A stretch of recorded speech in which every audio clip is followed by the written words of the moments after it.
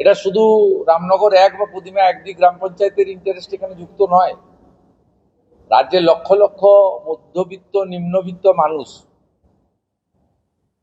এখানে আসেন, তাদের টুরিস্ট ডেস্টিনেশন দীঘা। এই বিরাট সমুদ্র তটে মাত্র 63 জন নুলিয়া রয়েছে। কিছুদিন আগেই একজন চিত্র পরিচালকের মৃত্যু উদয়পুরে ঘটেছে। উড়িষ্যা সরকার সিট বানিয়েছে। আমি এসপি পূর্ব মেদিনীপুরকে নির্দেশ দিয়েছি অবিলম্বে হোম সেক্রেটারি, ডিজিপির মাধ্যমে হোম সেক্রেটারির কাছে পাঠাতে এই মামলাটাও যাতে সিআইডি নিয়ে নেয়। ওনার পরিবার থেকে এখানে মামলা করে গেছেন, যেটা একটা ন্যাচারাল ডেথ হিসেবে ইউডি মামলা হয়ে আছে। খুব অন্যায়। আমরা নুলিয়াদের সংখ্যা বৃদ্ধি করার জন্য বলে গেছি, আমি এসডিও থেকে দায়িত্ব দিয়েছি।